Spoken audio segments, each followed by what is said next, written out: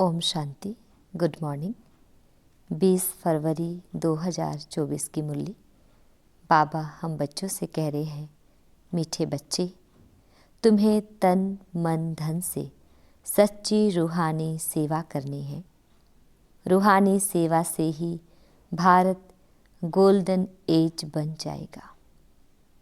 बाबा का प्रश्न है हम बच्चों के लिए, बेफिक्र रहने के लिए सदा कौन सी बात याद रखो। तुम बेफिक्र कब रह सकेंगे? बाबा का उत्तर है, बेफिक्र रहने के लिए सदा याद रहे कि यह ड्रामा बिल्कुल एक्यूरेट बना हुआ है।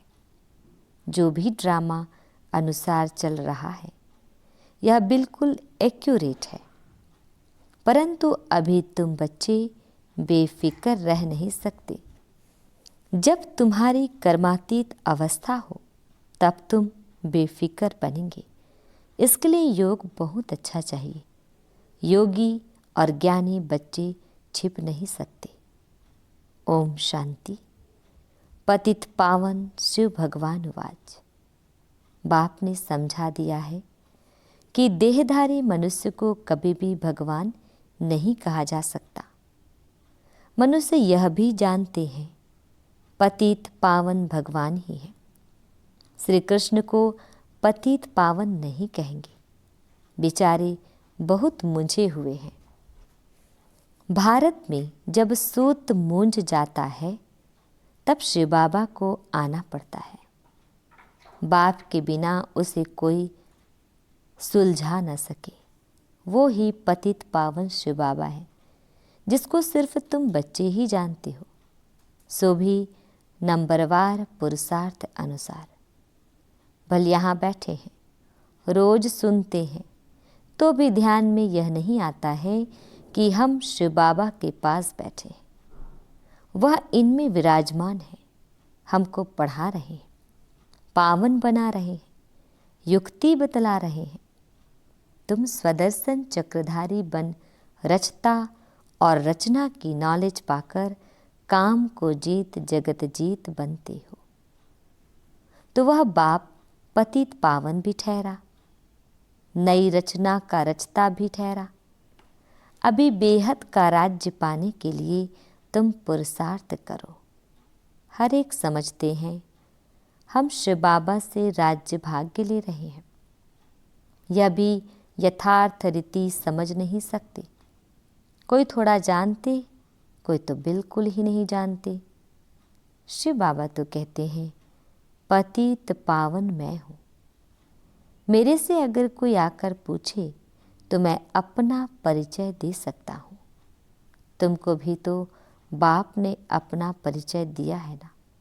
शिव बाबा कहते हैं मैं साधारण तन में प्रवेश करता हूँ। यह साधारण तन है, झाड़ के अंत में खड़ा है, पतित दुनिया में खड़ा है और फिर नीचे तपस्या कर रहे हैं। इनको भी तपस्या शिव बाबा सिखला रहे हैं। राजयोग शिव बाबा सिखाते हैं। नीचे आदि देव, ऊपर में आदिनाथ। तुम बच्चे समझा सकते हो हम ब्राह्मण शिव बाबा की संतान हैं। तुम भी शिव बाबा के बच्चे हो, परंतु जानते नहीं हो भगवान एक है, बाकी सब ब्रदर्स है। बाप कहते हैं मैं अपने बच्चों को ही पढ़ाता हूँ। जो मुझे पहचानते हैं उन्हों को ही पढ़ाकर देवता बनाता हूँ। भारत ही स्वर्ग था, अब नरक है। जो काम को जीतेगा वही जगत जीत बनेगा। मैं गोल्डन वर्ल्ड की स्थापना कर रहा हूँ।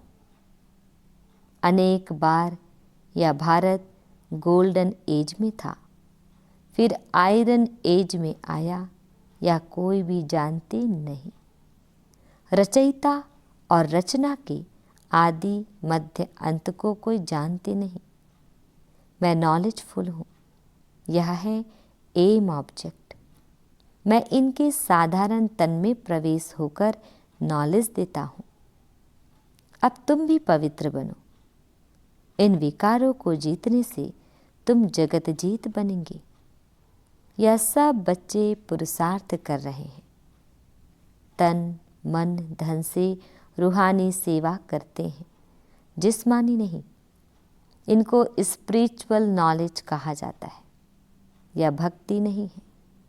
भक्ति का युग है द्वापर कलयुग, जिसको ब्रह्मा की रात कहा जाता है, और सतयुग त्रेता को ब्रह्मा का दिन कहा जाता है।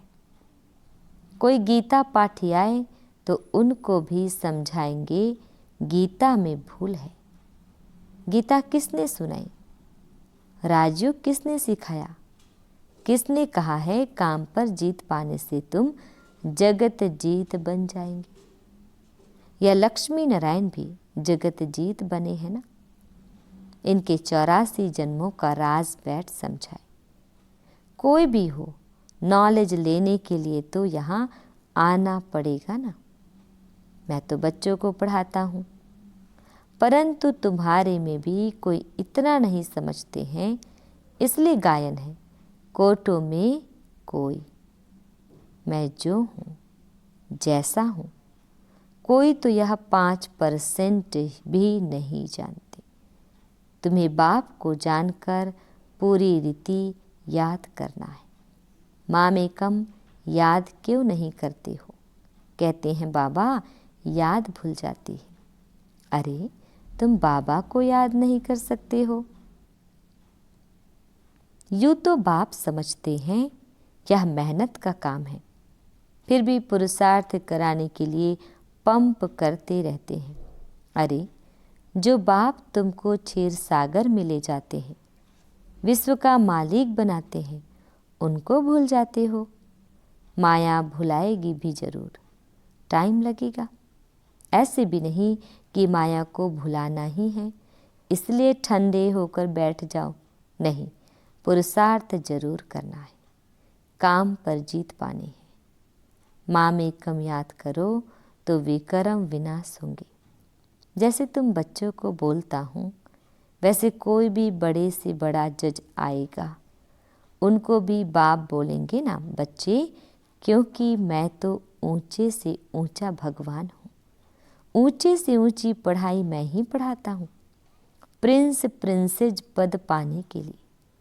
बाप कहते हैं मैं इनको पढ़ा रहा हूँ, यही फिर श्री कृष्ण बनते हैं। ब्रह्मा सरस्वती वो ही फिर लक्ष्मी नारायण बनेंगे। यह प्रवृत्ति मार्ग चला आता है। निवृत्ति मार्ग वाले राजयोग सिखला ना सके। राजा रानी दोनों चाहिए। विलायत में जाकर कहते हैं हम राजयोग सिखलाते हैं, परंतु वह तो सुख को काग विष्टा समान कहते हैं। फिर राजयोग कैसे सिखलाएंगे? तो बच्चों को उछल आनी चाहिए, परंतु बच्चे अजुन छोटे हैं, बालिक नहीं बने हैं। बालिक बने की हिम्मत चाहिए। बाप बतलाते हैं यह है रावण संप्रदाय। तुम पुकारते हो पतित पावन आओ, तो यह पतित दुनिया है, यह पावन दुनिया है। तुम समझते हो ना कि हम नरकवासी हैं। क्या यह दैवी संप्रदाय है? राम राज्य है। तुम रावण राज्य के नहीं हो। अब रावण राज्य में सबकी आसुरी बुद्धि है। अब आसुरी बुद्धि को दैवी बुद्धि बनाने वाला कौन? ऐसे 4-5 प्रश्न पूछो तो मनुष्य सोच में पड़ जाए। तुम बच्चों का काम है बाप का परिचय देना। झाड़ तो धीरे धीरे बढ़ता है, फिर बहुत वृद्धि को पाएंगे। माया भी चक्री लगाकर एकदम गिरा देती है। बॉक्सिंग में भी बहुत मरते हैं, इसमें भी बहुत मर जाते हैं। विकार में गया और मरा, फिर नए सिर पुरुषार्थ करना पड़े। विकार एकदम मार डालता है।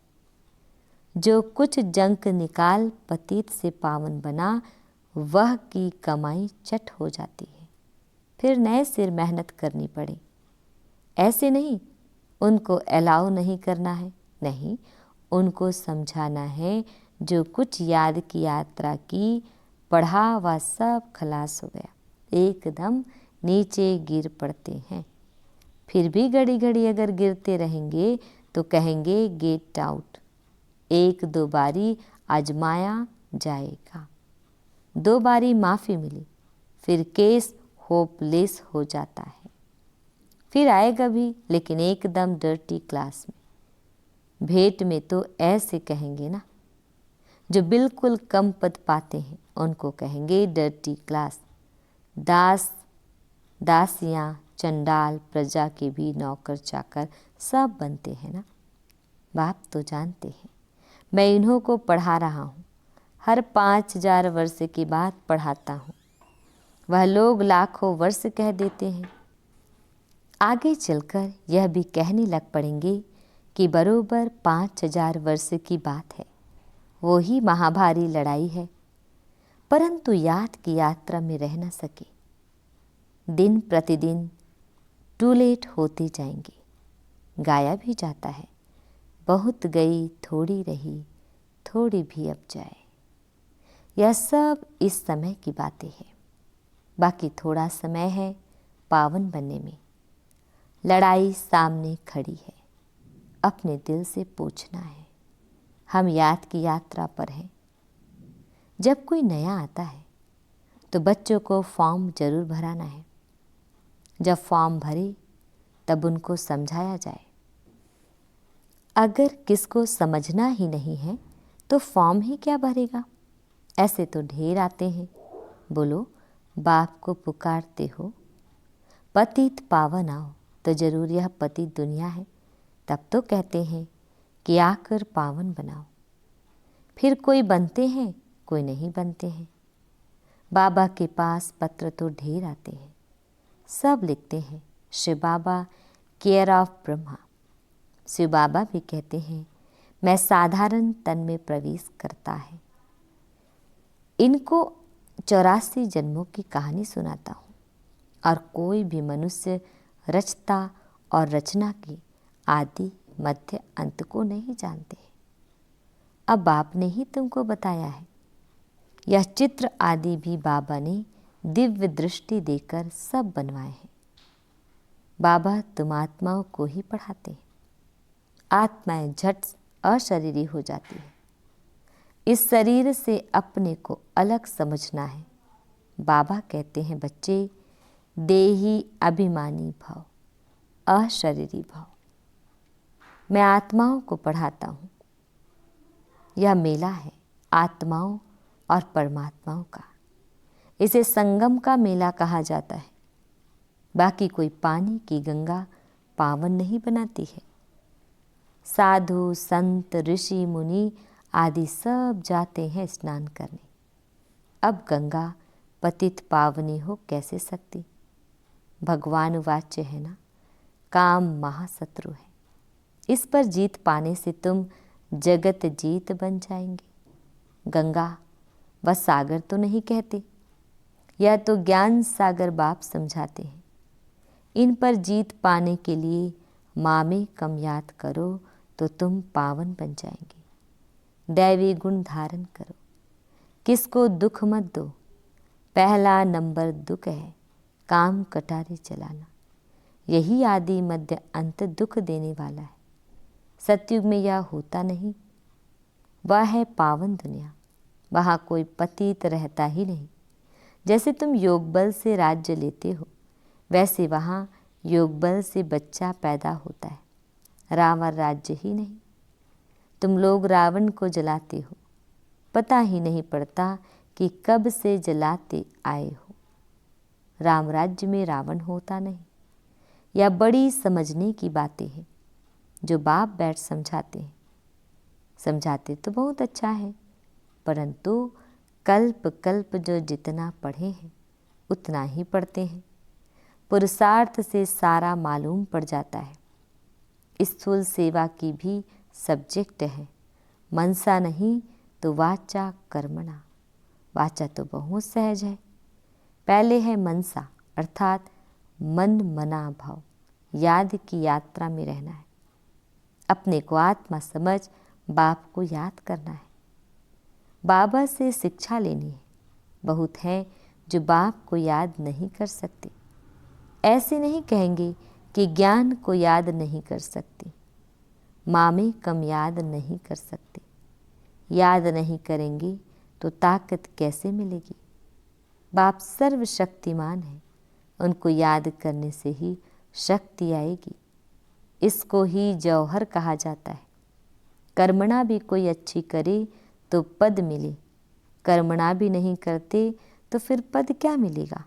सब्जेक्ट होती है ना। यह है गुप्त समझने की बातें। वो लोग योग योग कहते रहते हैं, परंतु समझते नहीं कि योग से तुम विश्व की बादशाही लेते हो। योग बल से ही वहाँ बच्चा पैदा होता है, यह भी किसको पता नहीं है। तुमको समझाया जाता है, फिर भी आधा कल्प के बाद तुम माया के मुरीद माना चेला बन जाते हो। फिर माया तुमको अभी भी नहीं छोड़ती है। अब तुमको शिव बाबा के मुरीद बनना है, कोई भी देहधारियों का मुरीद नहीं बनना है। बहन भाई भी अब कहा जाता है पवित्र बनने के लिए।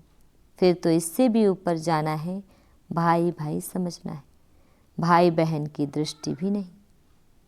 ड्रामा अनुसार जो कुछ चलता है बिल्कुल एक्यूरेट। ड्रामा बहुत एक्यूरेट है। बाप तो बेफिक्र है, इनको तो फिक्र जरूर रहेगा। बेफिक्र तब रहेंगे जब कर्मातीत अवस्था होगी, तब तक कुछ ना कुछ होता है। योग अच्छा चाहिए। योग के लिए बाबा अब जोर देते हैं। इसके लिए कहते हैं घड़ी घड़ी भूल जाते हैं, बाप भुलना देते हैं। जो बाप तुमको इतना खजाना देते हैं उनको तुम भूल जाते हो। बाप जानते हैं किस में ज्ञान है, किस में नहीं है। ज्ञानी कभी छिपा नहीं रहेगा, वह झट सर्विस का सबूत देगा। तो यह सब समझने की बातें हैं। अच्छा मीठे प्यारे बाबा हम बच्चों को विश कर रहे हैं। मीठे मीठे शिकिल दे बच्चों प्रति माता पिता बाप दादा का याद प्यार और गुड मॉर्निंग। रूहानी बाप की रूहानी बच्चों को नमस्ते। हम रूहानी बच्चों की रूहानी माता पिता बाप दादाजी को याद प्यार गुड मॉर्निंग और नमस्ते नमस्ते नमस्ते।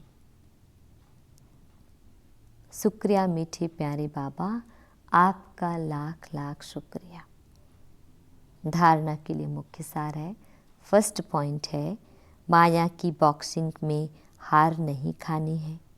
पुरुषार्थ में ठंडा हो बैठ नहीं जाना है, हिम्मत रख सेवा करनी है। सेकंड पॉइंट है यह ड्रामा एक्यूरेट बना हुआ है, इसलिए किसी भी बात का फिक्र नहीं करना है। कर्मातीत अवस्था को पाने के लिए एक बाप की याद में रहना है, किसी देहधारी का मुरीद नहीं बनना है। बाबा हम बच्चों को वरदान दे रहे हैं, श्रीमत प्रमाण सेवा में संतुष्टता की विशेषता का अनुभव करने वाले सफलता मूर्त भव। डिटेल है, कोई भी सेवा करो, कोई जिज्ञासु आवे या नहीं आवे, लेकिन स्वयं से संतुष्ट रहो। निश्चय रखो कि अगर मैं संतुष्ट हूँ तो मैसेज काम जरूर करेगा, इसमें उदास नहीं हो। स्टूडेंट नहीं बढ़े कोई हर्जा नहीं, आपके हिसाब किताब में तो जमा हो गया और उन्हों को संदेश मिल गया। अगर स्वयं संतुष्ट हो तो खर्चा सफल हुआ। श्रीमत प्रमाण कार्य किया तो श्रीमत को मानना, यह भी सफलता मूर्त बनना है। स्लोगन, असमर्थ आत्माओं को समर्थी दो तो उनकी दुआएं मिलेगी। ओम शांति।